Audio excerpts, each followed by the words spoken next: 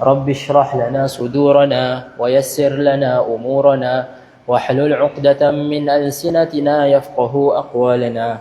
نوينا التعلم والتعليم والتذكر والتذكير والنفع والانتفاع والإفادة والاستفادة والحث على التمسك بكتاب الله وسنة رسوله والدلالة على الهدى والدعاء إلى الخير وابتغاء مرضاته وقربه وثوابه تعالى.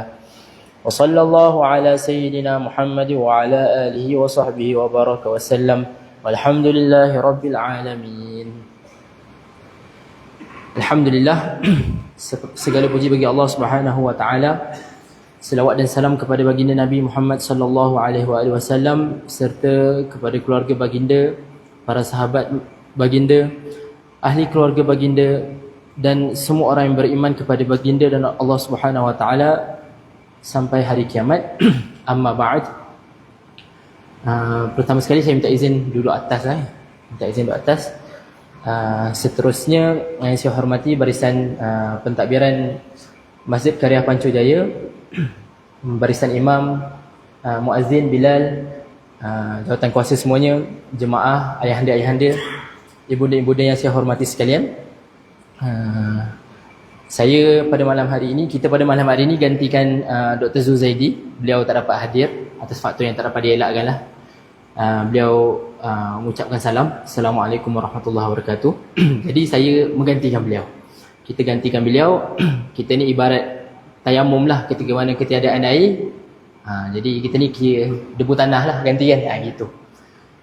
Jadi kita akan berkongsikan sedikit sebanyak berkaitan tentang amalan-amalan yang mana ianya direkodkan oleh Imam An-Nawawi di dalam kitab Al-Azkar beliau, dan sebahagiannya diambil daripada kitab Imam Nawawi juga, iaitu Riyadhus Salihin. Riyadhus Salihin, yang mana zikir-zikir ataupun amalan-amalan ini kita semua dah hafal lah sebenarnya. Kita semua dah hafal, kita semua dah sedia maklum akan amalan tersebut. Tapi boleh jadi ada di antara kita yang terlepas pandang ataupun terlupa tentang fadilat ataupun manfaat daripada amalan tersebut. Yang mana amalan-amalan ini kita ambil daripada tunjuk ajar ataupun perintah ataupun ajaran Nabi Muhammad sallallahu alaihi wasallam. Okey. Dan kita mulakan daripada maghrib lah. Kita mulakan daripada malam lah, malam sampai ke pagi. Setakat mana yang kita mampulah. Kita alhamdulillah solat sunat rawatib itu ataupun kita panggil solat qabliyah ba'diyah itu, yang sunat muakkadnya dalam mazhab Syafi'i hanya 10 rakaat. Tapi total semuanya ada 22 rakaat. Tapi sunat muakkad, maksud sunat muakkad ni apa? Senang kita faham sunat muakkad, takrifan dia, definisi dia adalah sesuatu sunat yang Nabi tak pernah tinggal ketika bermukim di Madinah ataupun ketika Nabi bermusafir. Nabi bermusafir tu banyak sebab lah. Antaranya boleh jadi sebab peperangan, boleh jadi kerana menunaikan umrah, contohnya perjanjian Hudaibiyah tersebut pada tahun 8 Hijrah. Boleh jadi Nabi bermusafir ketika Hajatul Wada', haji terakhir. Senang cerita, sunat muakkad ni adalah sesuatu sunat, sesuatu tuntutan yang Nabi tak pernah tinggal ketika Nabi bermukim di Madinah ataupun Nabi tak pernah tinggal ketika mana Nabi bermusafir. Okey. 10 rakaat yang dikatakan sunat muakkad itu adalah 2 rakaat sebelum subuh, 2 rakaat sebelum zuhur, 2 rakaat selepas zuhur, 2 rakaat selepas maghrib, 2 rakaat selepas isyak. 5 solat lah, satu solat 2 rakaat kan. Itu adalah sunat muakkad, yang mana tadi kita katalah yang Nabi tidak pernah tinggal. Tapi macam mana kita katakan tadi, total sekali ada 22 rakaat. Mana datang 22 rakaat ini? 2 rakaat sebelum subuh, 4 rakaat sebelum zuhur, 4 rakaat selepas zuhur, 4 rakaat sebelum asar, 2 rakaat sebelum maghrib, 2 rakaat selepas maghrib, 2 rakaat sebelum isyak, 2 rakaat selepas isyak. So 2, 4, 4 itu dah 10. Asar 4 lagi 14. Maghrib 2, 2, 4 kan, 4 campur 14, 18. 18, 2 rakaat sebelum isyak 20, 2 rakaat selepas isyak 22. Itulah. Dan dikatakan sesiapa yang orang kata apa, mengamalkan keseluruhan 22 rakaat ini, maka pasti dan pasti anugerah Allah buat dirinya itu amatlah besar. Amatlah besar. Okey, baik. Itu kita cerita tentang ba'diyah maghrib lah tadi. Kita katakan adalah solat sunat muakkad, solat sunat rawatib ba'diyah yang Nabi tak pernah tinggal ketika bermukim ataupun bermusafir. Okey. Seterusnya setelah isyak kita digalakkan juga solat ba'diyah isyak tadi, sunat muakkad juga. Sesudah solat isyak itu ada solat yang kita panggil sebagai solat witir. Solat witir itu dalam mazhab Syafi'i paling kuranglah 1 rakaat. Tapi sesiapa yang bermulazamah ataupun konsisten solat witir 1 rakaat je setiap malam, dia dihukumkan solat itu sebagai solat yang makruh. Sebab Nabi tak pernah buat solat witir 1 rakaat. Tapi boleh tak boleh? Boleh. Tapi makruh lah kalau kita konsisten. Kalau maksudnya 40 hari kita buat, semuanya 1 rakaat je kita buat, itu memang diskon betul tu. Kenapa boleh? Ada satu hadis yang mana ada seorang ni, tabi'in ni, dia nampak Sayyidina Muawiyah, seorang sahabat Nabi, solat witir 1 rakaat. Lepas tu tabi'in ni dia berguru dengan Sayyidina Ibnu Abbas, sepupu Nabi kan, Sayyidina Abdullah Ibnu Abbas. Lalu dia jumpalah guru beliau ni, tabi'in ni jumpa Sayyidina Abdullah Ibnu Abbas. Dia kata, "Wahai Ibnu Abbas, sesungguhnya aku telah melihat Muawiyah solat witir 1 rakaat je." Lalu Sayyidina Abdullah Ibn Abbas dia kata apa? Biarkan Muawiyah, sesungguhnya Muawiyah itu orang yang faqih, orang yang alim lah, tahu akan hukum hakam. Lalu daripada asar ini, dia sebenarnya adalah hadis mauquf lah. Hadis mauquf inilah hadis yang sanad dia tu, dia punya rantaian dia tu habis kat sahabat. Okey. Yang mana hadis mauquf ini, dia membawa hukum boleh kita solat witir 1 rakaat. Tapi mazhab Syafi'i memilih, kalaulah kita berkonsisten setiap malam buat solat witir 1 rakaat je, solat dia tu sah, namun hukumnya makruh. Okey. Jadi kalau kita ngaji fiqh tu, mereka mengatakan solat witir ini adalah adnal kamal. Adnal kamal ini adalah paling kurang sempurna. Maksudnya sempurna yang paling sedikit. Sempurna tapi paling sedikit. Untuk solat witir adalah 3 rakaat. Kita boleh terus sahaja 1 salam tanpa ada tahiyat awal, ataupun macam biasa kita buat 3 rakaat 2 salam. Yang pertama 2 rakaat bagi salam, lepas tu 1 rakaat witir. Gitulah. Dan akmalul kamal, solat witir yang paling sempurna adalah 11 rakaat. Solat witir yang paling sempurna adalah 11 rakaat. Sama juga sebenarnya, kita nak sambungkan semua terus 11 rakaat, tapi penat lah kan. 11 rakaat direct kan. Boleh, nak kata boleh, boleh. Tapi lebih baiknya kita asingkan rakaat yang terakhir tu, rakaat yang ganjil yang ke-11 tu, asingkan ke solat yang lain. So contoh kita solat 10 rakaat, one shot, 1 salam, lepas tu kita bagi salam, kita naik, baca, kita takbir lagi sekali, solat witir 1 rakaat yang ganjil tersebut. Gitulah sebab apa kenapa dinamakan ganjil, sebab hujungnya adalah rakaat yang ganjil. 1, 3, 5, 7, 9, 11. Okey. Jadi witir macam itulah. Witir itu kita boleh buat 3 rakaat, boleh buat 5 rakaat, boleh buat 7, boleh buat 9, dan yang paling banyak boleh buat 11. Kalau lebih daripada 11 itu tak dikira witir dah lah. Itu tidak dikira sebagai witir. Dan witir juga adalah solat sunat yang Nabi tak pernah tinggal ketika bermusafir, dan Nabi tak pernah tinggal ketika Nabi bermukim. Sehingga kan dalam mazhab Hanafi, mereka berpendapat bahawasanya solat witir itu adalah wajib. Yang mana sesiapa yang meninggalkan solat witir dihukum sebagai dosa. Kalau kita pula sunat muakkad kita sunat muakkad. Untuk kita fahami perbezaan, dalam mazhab Syafi'i ini ada satu makna tapi 4 istilah penggunaan dia. Yang pertama kita panggil wajib, yang kedua kita panggil fardu, yang ketiga kita panggil lazim, yang keempat kita panggil mutahattam. Keempat-empat istilah ni memberi makna yang sama, iaitu wajib. Maksudnya wajib lah. Kalau buat dapat pahala, kalau tinggal dapat dosa. Okey. Tapi dalam mazhab Hanafi, mereka membezakan antara fardu dengan wajib. Solat fardu bagi mazhab Hanafi 5 juga. Subuh, zuhur, asar, maghrib, isyak. Tapi dia ada solat yang dikategorikan sebagai wajib. Dia bukan fardu tapi wajib. Sesiapa yang bermazhabkan Hanafi, dia tak solat yang wajib ini, dia dihukum sebagai dosa. Antaranya adalah solat witir. Sebab itulah pernah viral kan sebelum ni, ada orang interview orang Pakistan ataupun orang India gitu. Dia kata solat dalam sehari ada berapa solat? Dia jawab ada 20 rakaat solat, dia kata. Lepas tu ya salah, dia interview kat Malaysia kan.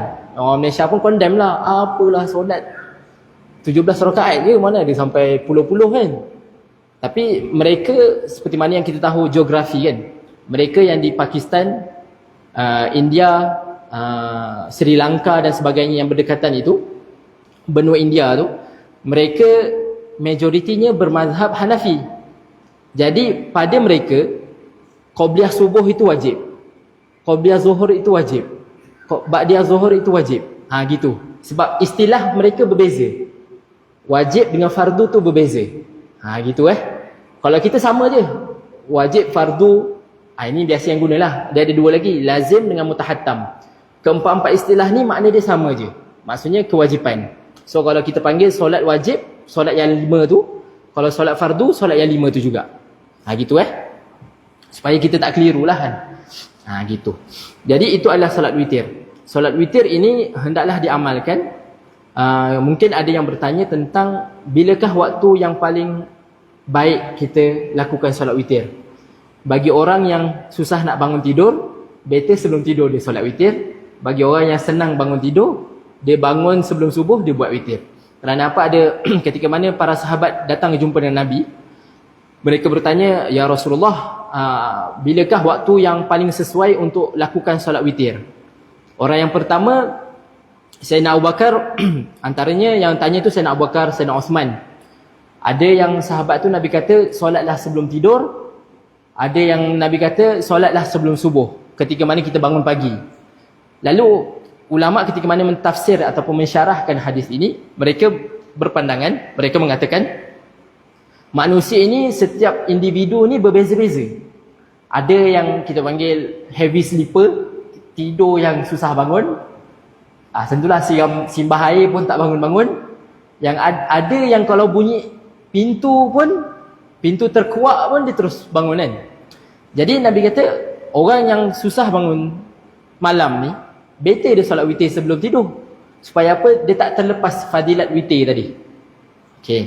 Jadi sesiapa yang ringan badannya untuk bangun daripada tidur, maka Nabi sarankan solatlah witir sebelum masuknya waktu subuh. Lepas kita bangun pagi itulah. Gitu. Dan antara amalan yang alhamdulillah saya rasa semua melaziminya, ianya adalah mendirikan solat isyak secara berjemaah. Mendirikan solat isyak secara berjemaah dan mendirikan solat subuh secara berjemaah. Dia ada satu fadilat yang khusus yang mana Nabi SAW sabdakan, man sallal isya'a fi jama'atin faka'annama qama nisfal lail. Barang sesiapa yang mendirikan solat isyak secara berjemaah, maka pahala dia seakan-akan dia dapat pahala bangun setengah malam. Kita anggarkan kita punya malam ni 12 jam. 11 jam lah. 7 malam sampai 6 pagi kan, sampai waktu subuh. 6 pagi. 11 jam. Kalau sesiapa yang mendirikan solat isyak secara berjemaah, lebih-lebih lagi di masjid, maka Nabi kata faka'annama qama nisfal lail. Dia dapat pahala seakan-akan dia bangun setengah malam. 5 jam setengah dia bangun beribadah kepada Allah. Gitu Nabi kata. Lalu Nabi sambung, Nabi kata wa man shalla subha fi jama'atin faka'annama qama al-laila kullaha. Nabi kata sesiapa yang mendirikan solat jemaah subuh, sesiapa yang mendirikan subuh secara berjemaah, maka pahala dia apa? Pahala dia, Nabi kata faka'annama qamal laila kulluhu. Seakan-akan dia dapat pahala bangun malam 100%. Kata kita kata tadi, malam itu 11 jam. Siapa yang solat subuh secara berjemaah, maka dia dapat pahala selama 11 jam beribadah. Gitu. Begitu jugalah ketika mana ulama mentafsirkan hadis ini, mereka mengatakan kenapa Nabi sangat mementingkan solat isyak dengan solat subuh. Kerana solat isyak adalah solat yang mana setelah kita penat bekerja, penat berurusan pada siang hari, lalu ada sebahagian manusia ini mereka melalaikan solat isyak. Lalu isyak itu diberikan keistimewaan yang lebih. Kerana apa? Ketika itu manusia mula lalai. Jadi sesiapa yang mendirikan solat ketika manusia lalai, pahalanya berganda. Pahalanya berganda. Lalu Nabi kata macam itulah, siapa yang solat isyak secara berjemaah, maka dia akan dapat pahala sama macam dia bangun setengah malam beribadah. Sama juga dengan subuh. Subuh lagi lah, kita dah penat beraktiviti siang hari, lepas tu malam pula, khususnya yang muda-muda lah, tak tidur malam kan, jadi kelawar, tidur lambat. Lepas tu subuh pun terlepas contohnya. Kerana ramainya manusia yang lalai pada waktu subuh, maka Nabi SAW khususkan satu kelebihan. Nabi kata sesiapa yang mendirikan solat subuh secara berjemaah, maka dia dapat pahala seakan-akan dia bangun malam dari awal sampailah terbitnya fajar, terbitnya subuh. Jadi bolehlah kita amalkan, janganlah kita tinggal lagi. Kerana ini adalah orang kata apa, pahala yang sangat ringan lah kan. Rumah kita dekat je, bukan jauh. Kalau kita kat Negeri Sembilan ni, Masya Allah, selangkah, orang kata apa, dekat je dah ada surau, dekat je ada masjid kan. Dia amat rugilah kalau kita memandang enteng ataupun tak peduli akan fadilat-fadilat yang mana Nabi sendiri yang telah janjikan. Okey. Lalu kita bangunlah malam, kita tidur, kita bangun malam. Itu saya rasa semua dah makruf lah tu kan, solat tahajud dan sebagainya, boleh solat taubat dan sebagainya. Lalu tibalah masuknya waktu fajar, tibalah masuknya waktu subuh. Ada beberapa amalan yang Nabi SAW amalkan ketika mana pagi hari, khususnya waktu subuh, sehingga kan Nabi amat mementingkan waktu pagi ini, sehingga kan Nabi mendoakan kepada Allah Subhanahu Wa Taala agar umat baginda diberkati pada pagi hari. Yang mana Nabi kata, barik li ummati fi bukuriha. Ya Allah, berkatilah umatku pada pagi-pagi mereka, pada waktu pagi mereka. Kerana apa? Dalam Islam itu, seperti mana yang Imam Ghazali katakan di dalam kitab Bidayatul Hidayah, ketika mana Imam Ghazali katakan dalam kitab Ihya Ulumuddin, Imam Ghazali katakan apa? Sesiapa yang memulakan harinya, memulakan paginya dengan sesuatu ibadah kepada Allah, maka pasti dan pasti harinya itu sepanjang hari sampai malam, sampai dia tidur balik, Allah akan mempermudahkan urusannya. Itu apa yang Imam Ghazali kata. Kenapa? Sebab kita bangun-bangun pagi, kita dah terus berusaha untuk beribadah kepada Allah Subhanahu Wa Taala. Lalu bahasa mudahnya Imam Ghazali nak kata, takkanlah kita ni bangun-bangun celik mata je ingat Allah, takkanlah Allah nak lupakan kita kan. Kalau kita bangun-bangun ingat Allah, insya-Allah Allah akan jaga kita sampai kita tidur balik. Begitulah seharian kita. Okey. Ada sebuah hadis yang sangat panjang. Kita doa, yang mana doa ini ada dalam Ihya Ulumuddin, ada di dalam Bidayatul Hidayah, yang mana kita panggil sebagai doa fajar, doa waktu subuh. Doa waktu subuh, yang mana hadisnya diriwayatkan oleh Sayyidina Abdullah bin Abbas. Hadis itu diriwayatkan oleh Imam Tirmizi di dalam kitab Sunan beliau. Hadis itu sangat panjang, doa Nabi itu sangat panjang. Kita tengok terjemahan almarhum Syekh Ahmad Fahmi Zamzam rahimahullah ta'ala, ketika mana menterjemahkan doa fajar itu, Syekh Fahmi mengambil 8 ke 7 muka surat doa sekali terjemah. Dia doa yang agak panjang. Kita sampaikan juga doa fajar ini kerana apa? Kerana doa fajar ini Nabi tidak pernah tinggal. Setelah mana Nabi mula membacanya, sampailah Nabi hendak meninggal dunia, baginda wafat sallallahu alaihi wasallam. Dia doa yang panjang. Tapi mungkin ada sebahagian besar di antara kita yang tidak berkemampuan untuk menghafal dan mengamalkan doa fajar ini. Dia sangat-sangatlah panjang. Allahumma inni as'aluka rahmatan min 'indika tahdi biha qalbi wa tajma'u biha syamli wa talumu biha sya'thi. Adalah doanya. Kalaulah kita tak mampu nak hafal, ada beberapa solusi lain yang mana kita boleh menggantikan doa fajar ini. Okey. Di antaranya adalah sebuah hadis yang mana Nabi SAW sabdakan, Sayyidina Abu Hurairah riwayatkan, Sahih Muslim, di dalam kitab Sahih Muslim, himpunan Imam Muslim sendirilah, Muslim bin Hajjaj An-Naisaburi. Hadisnya diriwayatkan oleh Sayyidina Abu Hurairah, yang mana Nabi kata, sesiapa yang membaca zikir ini sebanyak 100 kali pada waktu pagi hari, maka Allah Subhanahu wa taala ketika mana membangkitkan orang tersebut di hari kiamat, la ya'ti ahadun yaumal qiyamah mithla ajrihi. Nabi kata, sesiapa yang mengamalkan zikir ini sebanyak 100 kali pada waktu pagi, maka dia datang pada hari kiamat, pahalanya itu sangatlah banyak, sangatlah besar. Nabi kata, lam ya'ti ahadun, tak ada orang yang lebih besar pahala daripada orang tersebut. Sesiapa yang amalkan zikir 100 kali ini pada waktu pagi, maka pada hari kiamat pahalanya sangatlah besar, sampaikan Nabi kata orang lain tak akan ada pahala yang lebih banyak daripada orang ni. Zikirnya apa? Zikirnya adalah subhanallahi wa bihamdihi subhanallahil azim. Kita semua hafal kan? Mudah je ni. Subhanallahi wa bihamdihi subhanallahil azim. Yang mana Nabi kata, sesiapa yang mengamalkan zikir subhanallahi wa bihamdihi subhanallahil azim pada waktu pagi sebanyak 100 kali, maka ketika mana dibangkitkan di hari kiamat, tidak ada orang lain yang lebih banyak pahalanya berbanding orang tersebut. Gitu. Lalu Nabi kata, boleh jadi ada orang yang lebih banyak pahala daripada orang ni, tapi orang yang mengamalkan zikir yang sama, tapi kuantiti yang lebih banyak. Nabi kata 100 kali, tapi ada orang B ni, dia amalkan 150 kali. Jadi siapa yang amal 150 kali ni, pahalanya lebih banyaklah berbanding orang yang amalkan 100 kali.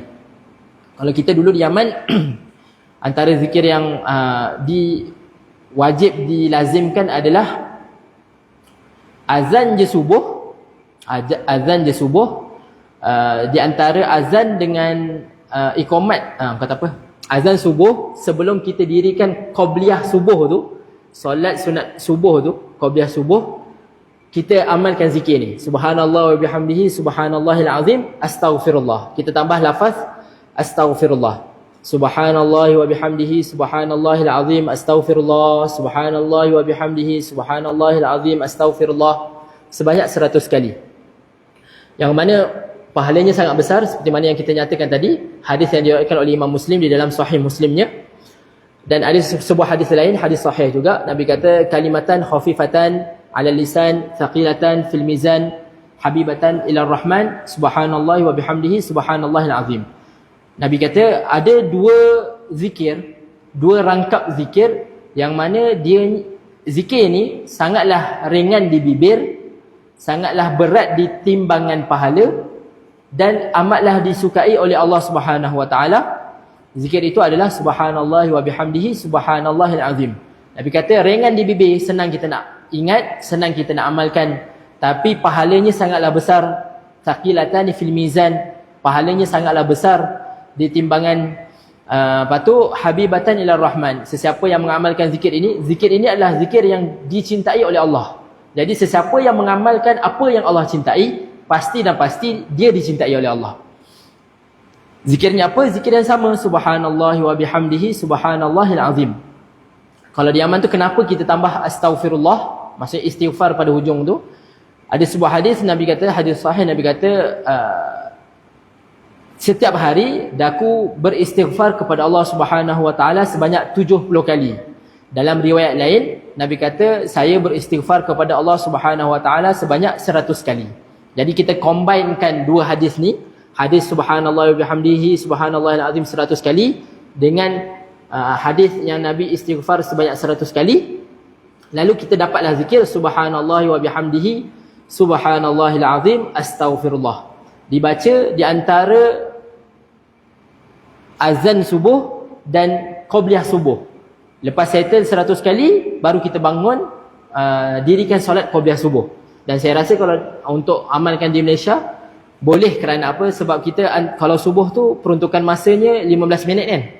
Maksudnya di antara azan subuh sampai qomat tu 15 minit setahu saya. Jadi bolehlah amalkan zikir tersebut. Lalu lepas settle zikir, tunaikanlah solat qabliyah subuh.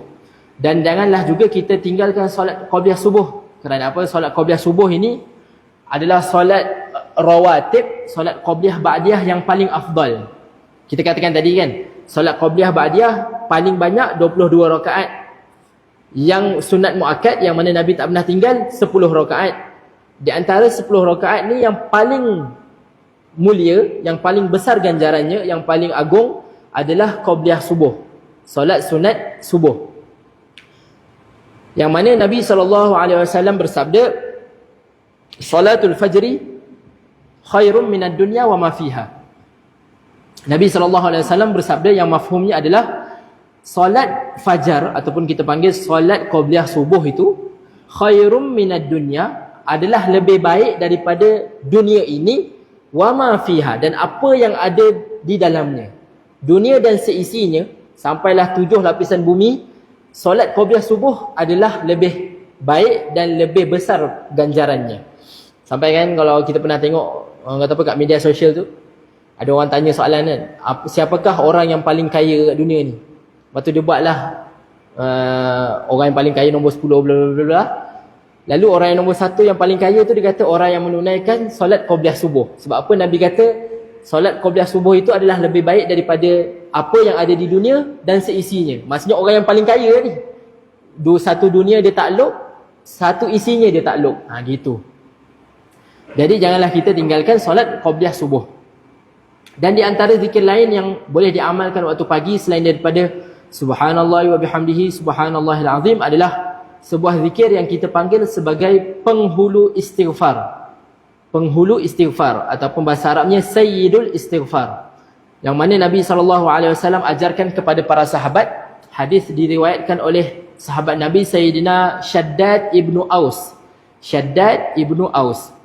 Hadis ini direkodkan di dalam kitab Sahih Bukhari, yang mana kitab hadis yang paling sahih lah, yang paling sahih setelah Al-Quran, yang mana Nabi SAW katakan sesiapa yang membaca sayyidul istighfar, Allahumma anta rabbi la ilaha illa anta khalaqtani wa ana abduka wa ana ala ahdika wa wa'dika mastata'tu a'udzu bika min syarri ma sana'tu abu'u laka bi ni'matika alayya wa abu'u bi dhanbi faghfirli fa innahu la yaghfiru dzunuba illa anta. Barang sesiapa yang membaca penghulu istighfar ini, Nabi cop dia sebagai ahli syurga. Nabi kata kana min ahlil jannah. Nabi kata siapa yang baca penghulu istighfar ni pada waktu pagi, lalu ditakdirkan oleh Allah Subhanahu wa taala orang tersebut meninggal dunia pada siang hari, maka kana min ahlil jannah. Nabi kata orang tersebut adalah orang ahli syurga. Lalu Nabi sambung, Nabi kata sesiapa yang membaca penghulu istighfar tadi, yang tadi tu, pada petang hari sebelum waktu maghrib, lalu Allah takdirkan orang tersebut meninggal dunia pada waktu malam, maka dia itu kana min ahlil jannah. Orang tersebut telah disahkan oleh Nabi sebagai ahli syurga. Ini kita panggil sayyidul istighfar, yang mana kita amalkan sekali sahaja pada waktu pagi. Kalau Allah takdirkan kita meninggal dunia, kita confirm ahli syurga. Itu apa yang Nabi SAW janjikan. Dan amalkanlah juga sebelum maghrib, selepas asar, petang hari, penghulu istighfar juga. Kalau Allah Subhanahu wa taala takdirkan kita meninggal dunia pada waktu malam, kana min ahlil jannah, maka insya-Allah pasti kita ini termasuk di dalam golongan yang masuk ke dalam syurga Allah Subhanahu wa taala. Okey, baik. Antara amalan lain yang boleh kita amalkan juga adalah Nabi kata sesiapa yang membaca zikir ini sebanyak 3 kali pada waktu pagi dan 3 kali pada waktu petang. Siapa yang baca 3 kali pada waktu pagi, maka Allah akan jaga dia sampai petang. Siapa yang membaca zikir ini sebanyak 3 kali pada waktu petang, Allah akan jaga dia sampailah pagi. Zikirnya apa? Zikirnya adalah Bismillahilladzi la yadurru ma'asmihi syai'un fil ardi wala fis sama' wa huwas sami'ul alim. Saya rasa zikir ni saya rata-rata saya ganti Dr. Zul, saya rasa banyak saya sampaikan zikir ni. Bismillahilladzi la yadurru ma'asmihi syai'un fil ardi wala fis sama' wa huwas sami'ul alim. Yang mana Nabi kata Allah akan jaga dia, lam yadurhu syai'. Dia tidak akan ditimpa apa-apa musibah. Dia tidak akan ditimpa apa-apa musibah. Sesiapa yang membacakan zikir tersebut, Bismillahilladzi la yadurru ma'asmihi syai'un fil ardi wala fis sama' wa huwas samiul alim 3 kali pada waktu pagi, Nabi SAW jamin lam yadurhu syai', dia akan dapat perlindungan daripada Allah Subhanahu Wa Taala, tidak akan ada apa-apa kemudaratan ke atas diri dia sampailah petang hari. Begitu juga siapa yang amalkan zikir ini sebanyak 3 kali pada waktu petang, maka Allah akan jaga dia sampailah pagi. Lam yadurru syai', tidak akan ada apa-apa kemudaratan ke atas diri orang tersebut. Kerana apa, kita pada akhir zaman ni, orang kata apa, kebelakangan ni kan, ada kanak-kanak yang dicolek, ada macam-macam kes lah. Jadi seeloknya kita amalkan dan kita sampaikan kepada ahli keluarga kita, cucu-cucu kita, anak-anak kita, pasangan kita. Amalkan dia pendek je, bismillahirrahmanirrahim la yadurru. Saya rasa semua orang hafal, 3 kali pagi, 3 kali petang. InsyaAllah Allah akan selamatkan daripada apa-apa musibah biiznillah ta'ala. Okey, antara zikir yang lain yang Nabi SAW ajarkan adalah barang sesiapa membaca 3 kul sebanyak 3 set. 3 kul sebanyak 3 set, maksudnya Qul huwallah 3 kali, Qul a'udzu birabbil falaq 3 kali, Qul a'udzu birabbin nas 3 kali. Pada waktu pagi, jaminan dia, fadilat dia apa? Nabi kata yakfika kulla syai', maka Allah akan cukupkan semua apa yang kita nak. Yakfika kulla syai', Allah akan cukupkan semua benda yang kita nak. Siapa yang baca 3 kul sebanyak 3 kali, 3 set, Qul huwallah 3 kali, Qul a'udzu birabbil falaq 3 kali, Qul a'udzu birabbin nas 3 kali pada waktu pagi, maka Allah akan jamin, Allah akan tunaikan apa-apa yang keperluan kita pada hari tersebut. Begitu juga siapa yang amalkan 3 kul pada petang hari maka Allah Subhanahu Wa Taala akan cukupkan baginya segala sesuatu sampailah pagi. Itu adalah zikir-zikir yang mana kita katakan tadi adalah simple, yang mudah tapi besar pahalanya. Ada satu lagi, kita ni masya-Allah nak hujung minggu kan, esok Sabtu Ahad, mungkin kita nak bersia-sia lah, pergi mana-mana, pantai ke, pergi mall ke, pergi apa-apa ke, tempat-tempat yang biasa kita pergi untuk release stres ataupun hiburan. Release stres ataupun hiburan, yang mana Nabi SAW sabdakan, sesiapa yang masuk ke dalam pasar, pasar itu kita boleh kiaskan lah dengan shopping mall, dengan kedai-kedai, dengan bazar karat ke, pasar karat ke, apa semualah, pasar-pasar lah senang cerita, semua tempat jual beli berlaku. Mana ada kata apa, jual beli, di situ kita panggil pasar lah kan. Nabi kata sesiapa yang masuk ke dalam pasar lalu membaca zikir ini, maka dia dapat pahala 1,000,000. Nabi kata alfu alfin, 1,000 darab dengan 1,000. Orang Arab ni, ni faedah kita dapat daripada Ustaz Muhadir Jul. Orang Arab ketika mana menggunakan alfu alfin. Alfu tu 1,000, alfin tu 1,000 juga. Maksudnya 1,000 darab 1,000. Bukanlah dia difahami sebagai digit 1,000 darab 1,000 1,000,000, bukan. 1,000 darab 1,000 yang difahami oleh orang Arab adalah infinity. Adalah infinity. Yang mana bahasa Arab asalnya mereka tak ada sampai 1,000,000, million, billion, orang kata apa, million tak ada, billion tak ada, trillion tak ada. Nombor ataupun digit yang paling besar itu adalah ribu-ribuan. Ribu-ribuan. Lalu ketika mana orang Arab menggunakan perkataan 1,000 dan 1,000, alfu alfin, dia maksud infinity. Apa yang dimaksudkan adalah infinity. Lalu Nabi SAW sabda, barang sesiapa yang masuk ke dalam sesuatu pasar lalu membaca satu zikir, doa ini sebanyak 1 kali sahaja, pahalanya akan dapat berlipat kali ganda infinity, alfu alfin. Nabi kata zikirnya apa? Zikirnya adalah la ilaha illallah wahdahu la syarikalah, lahul mulku wa lahul hamdu, yuhyi wa yumit, wa huwa hayyun la yamut, biyadihil khair, wa huwa ala kulli syai'in qadir. La ilaha illallah wahdahu la syarikalah, lahul mulku wa lahul hamdu, yuhyi wa yumit, biyadihil khair, wa huwa hayyun la yamut, wa huwa ala kulli syai'in qadir. Sesiapa yang membaca zikir ini, zikir ini tidak dikategorikan sebagai panjang. Kita baca mungkin 10 saat, 15 saat. Kita amalkan la ilaha illallah wahdahu la syarikalah, lahul mulku wa lahul hamd, yuhyi wa yumit, wa huwa hayyun la yamut, biyadihil khair, wa huwa ala kulli syai'in qadir, kita amalkan sekali sahaja, kita dapat pahala yang berlipat kali ganda, yang mana Nabi kata alfu alfin, infinity pahalanya. Kerana apa? Ketika mana ulama mensyarahkan hadis ini, mereka mengatakan ketika mana kita mengingati Allah di tempat yang menjadi urufnya ataupun kebiasaannya orang tak ingat Allah. Contohnya kita kat shopping mall, kita nak cari makan, kita nak shopping, kita nak itu, nak ini, nak main lah, nak masuk zoo lah. Sekarang shopping mall kan ada zoo lah, ada ni lah, ada tu lah. Jadi boleh jadi pada keadaan itu kita tidak ingat Allah. Lalu ulama kata, kalaulah kita pergi tempat yang kebiasaannya secara urufnya bukanlah tempat untuk ingat kepada Allah, tapi kita ingat Allah, kita zikir kepada Allah, maka pahala kita akan berganda. Okey. Kalau kita pergi tempat yang kebiasaannya secara urufnya kita bukanlah pergi untuk ingat Allah, tapi kita zikir kepada Allah, maka pahala zikir itu akan dilipat kali gandakan. Kerana apa? Kita ingat Allah di tempat yang orang lalai akan Allah Subhanahu wa taala. Oleh kerana itulah Nabi kata sesiapa yang membaca zikir itu sebanyak satu kali je, pahala dia infinity. Pahala dia orang kata apa? Tidak terhitung banyaknya. Dan antara amalan yang lain juga sesudah solat lah.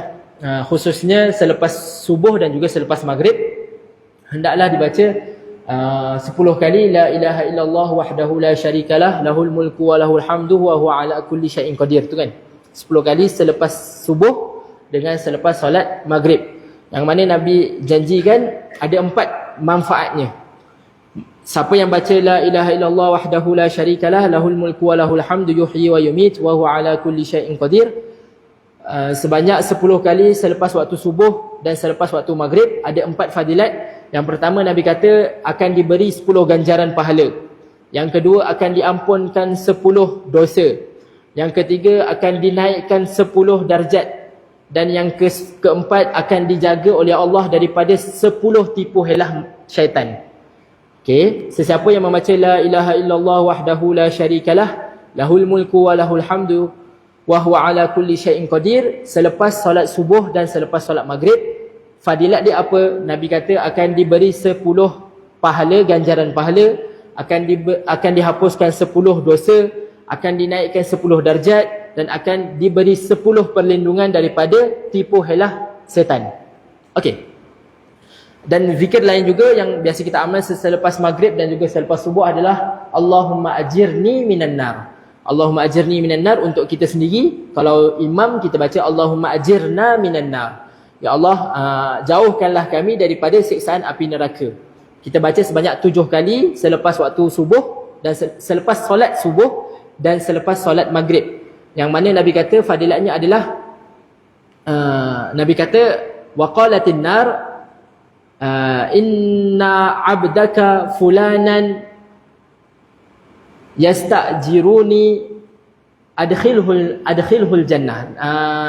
Ada satu hadis Nabi kata siapa yang membaca Allahumma ajirni minan nar sebanyak 7 kali pada waktu selepas subuh, solat subuh dan selepas solat maghrib, maka neraka akan bagi tahu Allah, ya Allah, sesungguhnya hamba-Mu ini bernama Fulan bin Fulan, dia telah memohon agar dijauhkan daripada azab api neraka, maka masukkanlah orang tersebut ke dalam syurga. Itulah amalan yang sedikit tapi besar pahalanya, yang boleh kita amalkan dan boleh kita ajarkan kepada keluarga kita, jiran tetangga kita, sahabat kita dan juga sesiapa yang kita kenal. Wallahu alam. Kita akhiri kita punya perkongsian pada malam hari ini dengan tasbih kafarah dan suratul asr. Ada apa-apa pertanyaan ke? Tak ada kan? Okey, kalau nak tanya nanti Dr. Zul tanya Dr. Zul lah, jangan tanya saya. Kita akhiri majlis kita dengan tasbih kafarah dan suratul asr.